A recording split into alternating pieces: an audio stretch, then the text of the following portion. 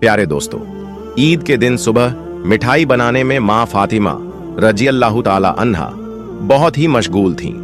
आटा गूंदने और दूसरी तैयारियों में लगी हुई थीं, क्योंकि सुबह ही सारे काम पूरे करने थे।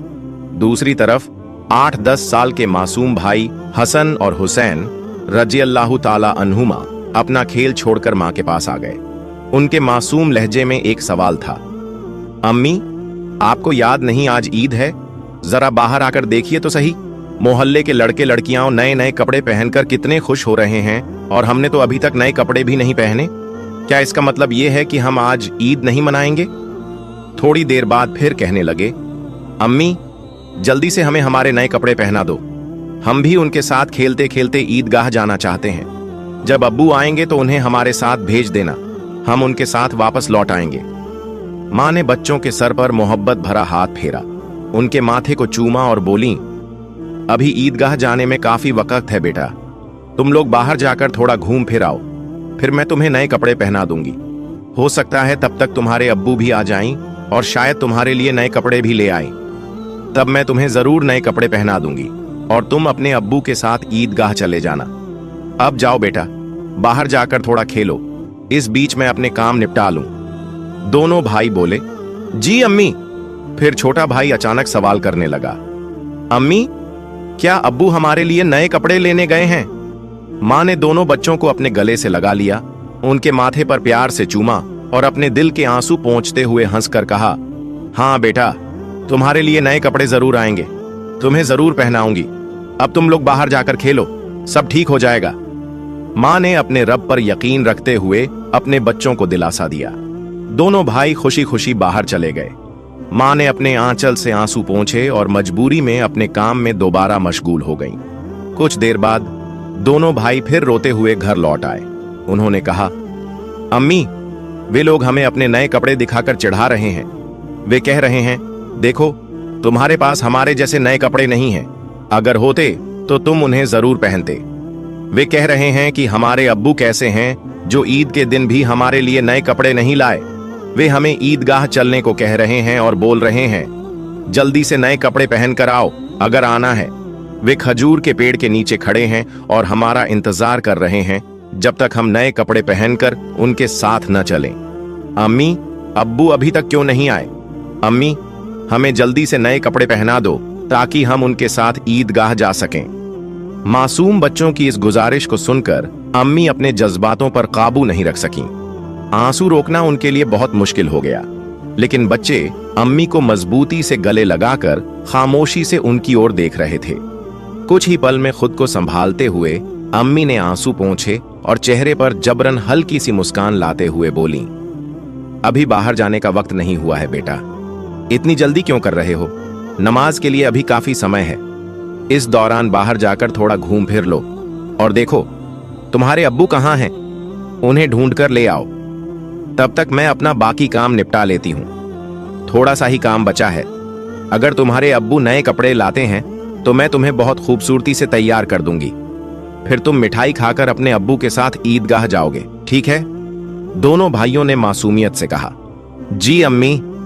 अम्मी ने अपने दिल को मजबूत करते हुए बच्चों को तसल्ली दी, लेकिन जैसे ही उन्होंने बच्चों के मासूम चेहरों की तरफ देखा, उनकी आंखों में आंसुओं का सैलाब उमड़ पड़ा।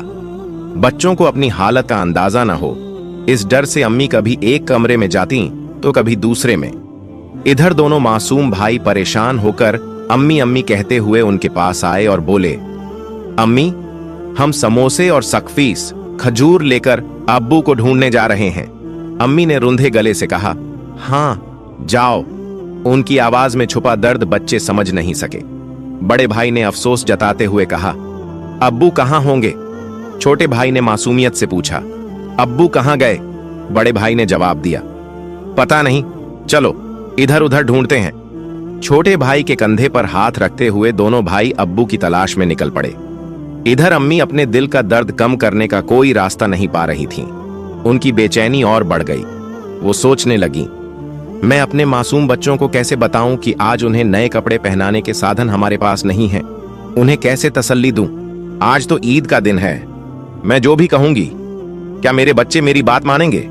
या अल्लाह, क्या तेरे अलावा मेरा कोई और सहारा नहीं?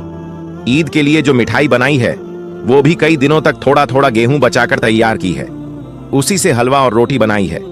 लेकिन नए कपड़े कहां से लाऊं? या अल्लाह, ये बोझ क्यों डाल दिया इस मां के सर पर? तू तो सबकी हालत जानता है, मैं इन मासूम बच्चों को कैसे समझाऊं? या अल्लाह, तू रहम दिल और सर्वशक्तिमान है। झूठ बोलना गुनाह है, ये जानते हुए भी मैं अपने बच्चों को झूठी दिलासा और झूठी उम्मीद देकर बहला रही हूं। लेकिन अब मैं क्या करूं? तू ही बता दे। या अल्लाह, तू मुझे रास्ता दिखा। तू मेरे गरीब घर की हालत जानता है, तू ही मेरी मदद कर। ये कहते कहते मां रोने लगी और जोर जोर से चक्की चलाने लगी।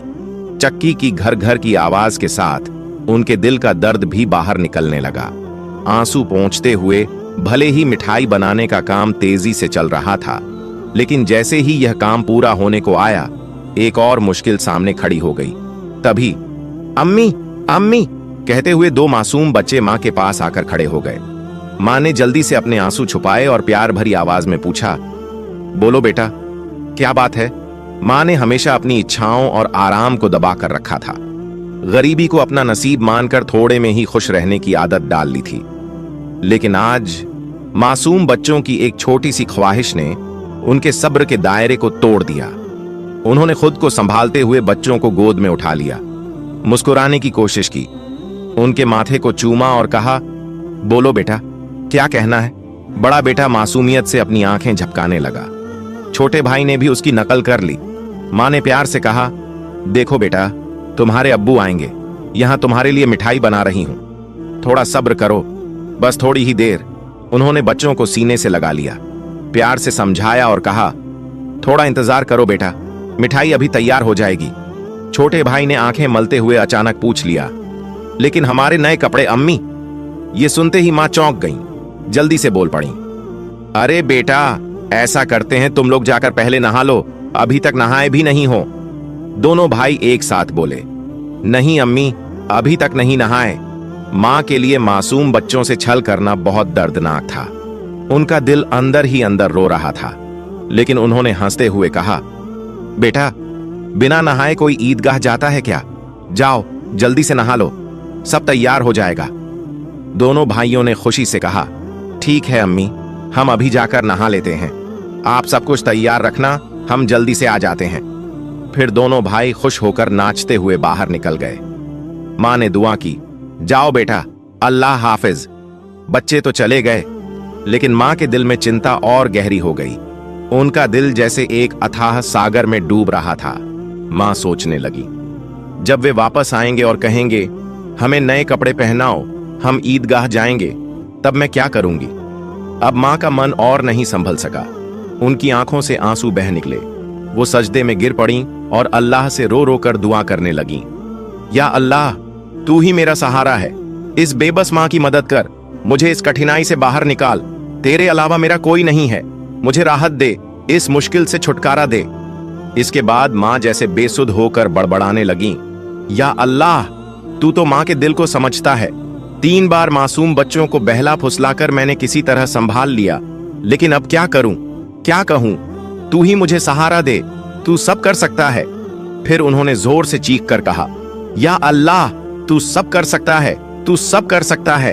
इधर नहाने के बाद दोनों भाई खुशी खुशी हाथ में हाथ डाले घर की ओर चल पड़े। कुछ ही देर में हंसते खेलते दोनों भाई घर पहुंचे और जोर से आवाज लगाने लगे, अम्मी अम्मी, हम आ गए। लेकिन मां की तरफ से कोई जवाब नहीं आया।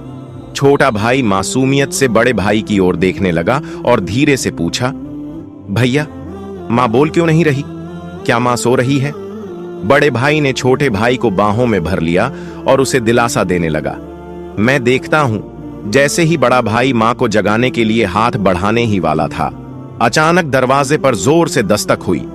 बड़े भाई ने घबराते हुए पूछा, कौन है बाहर? बाहर से कोई जवाब नहीं आया। दोनों भाई सहमकर एक दूसरे को देखने लगे। छोटा भाई डर के मारे बड़े भाई से चिपक गया। फिर से दरवाजे पर जोर से दस्तक हुई। डर और घबराहट से दोनों भाई जोर से चिल्ला पड़े, अम्मी अम्मी, बाहर कौन है? लेकिन मां की तरफ से फिर भी कोई जवाब नहीं आया। इस बार दरवाजे पर खटखटाने के साथ कोई भारी चीज घसीटने जैसी आवाज भी सुनाई दी। दोनों भाई डर गए। उन्हें पता था कि अगर कोई रिश्तेदार, परिवार का कोई बड़ा या पड़ोसी घर पर आता तो वह हमेशा सलाम करता, लेकिन यहाँ सब कुछ उल्टा हो रहा था। बड़े भाई ने छोटे भाई को और कसकर गले लगाते हुए कहा, मुझे समझ नहीं आ रहा ये क्या हो रहा है। अम्मी भी कुछ बोल नहीं रही हैं। डरते डरते दोनों भाई दरवाजे के पास गए। जैसे ही वे वहां पहुंचे, बाहर से फिर से जोर से खटखटाने की आवाज आई। दोनों भाई घबराकर थोड़े पीछे हट गए। फिर जोर से चिल्लाकर पूछा, कौन है दरवाजे पर? बाहर से आवाज आई, मैं दर्जी हूं, दरवाजा खोलो। दोनों भाई हैरान रह गए। उन्होंने पूछा, दर्जी, आप यहां क्यों? बाहर से फिर आवाज आई, हाँ मैं दर्जी हूं, दरवाजा खोलो, मैं तुम्हारे लिए नए कपड़े लेकर आया हूं, उन्हें ले लो। जैसे ही यह सुना, दोनों भाइयों ने जल्दी से दरवाजे की कुंडी खोली। सामने एक आदमी खड़ा था, नए कपड़ों की गठरी के साथ। दोनों भाई एक पल के लिए सन्न रह गए। दर्जी ने कपड़े उनकी ओर बढ़ाए। बड़े भाई ने झटपट सारे कपड़े अपने हाथों में ले लिए और छोटे भाई का हाथ पकड़कर तेजी से दौड़ते हुए मां के पास पहुंचा। उधर मां अब भी संभल नहीं पाई थीं। उनकी आंखों से आंसू रुकने का नाम नहीं ले रहे थे। अम्मी, अम्मी, देखो, बड़े भाई ने खुशी से चहकते हुए कहा, दर्जी हमारे लिए कितने सुंदर सुंदर नए कपड़े लेकर आया है।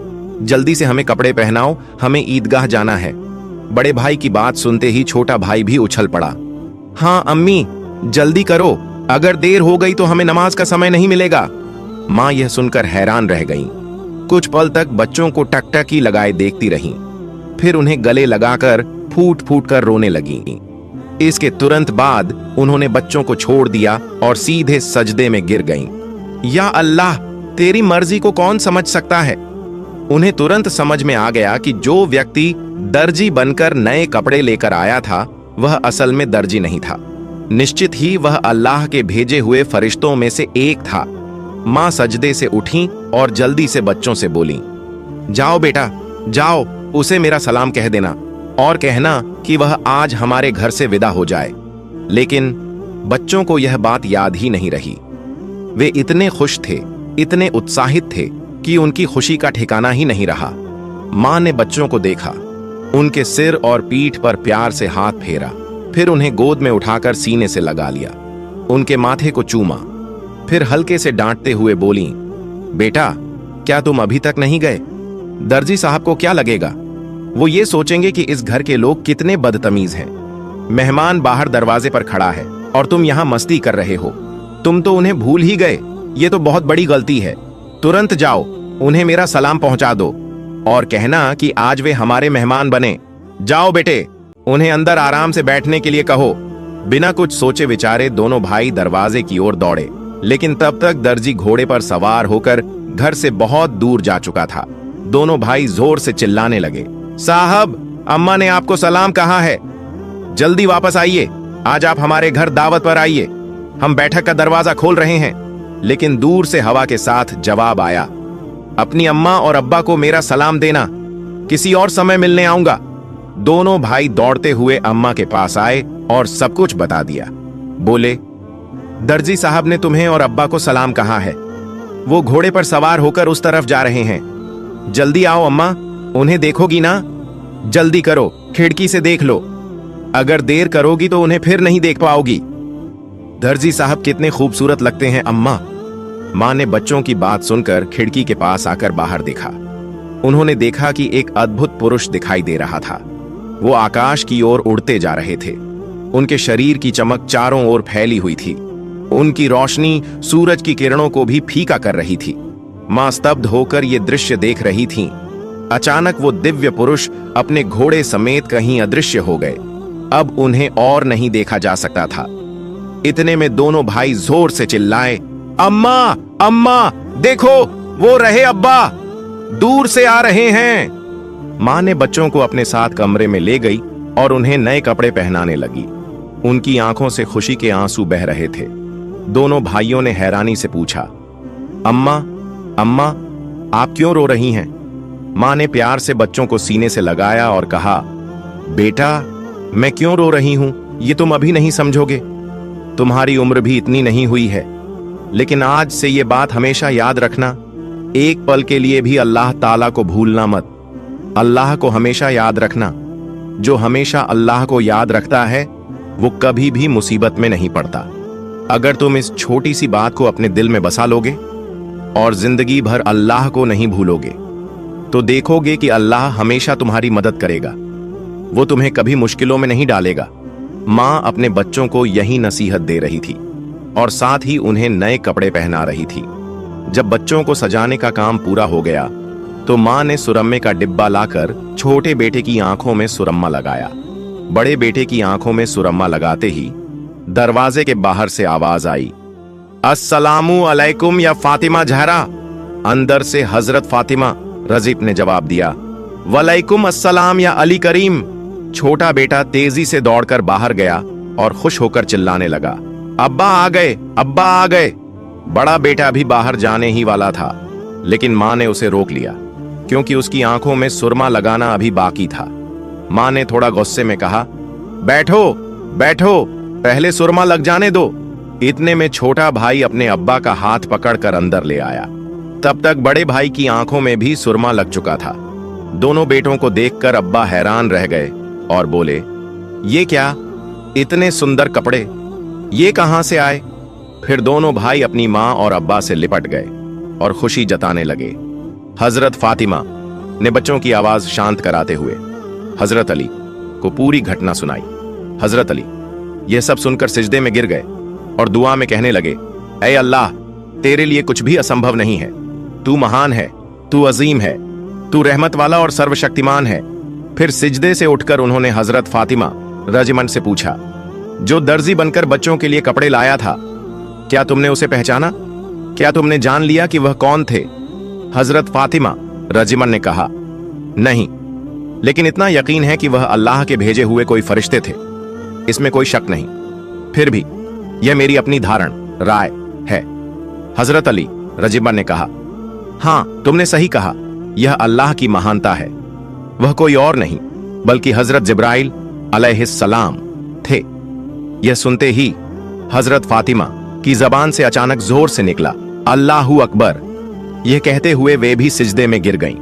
उन्हें देखकर हजरत हसन और हजरत हुसैन भी सिजदे में गिर गए। प्यारे दोस्तों, आप सबसे गुजारिश है कि इसे सदका ए जारिया की नीयत से दूसरों तक जरूर पहुंचाएं।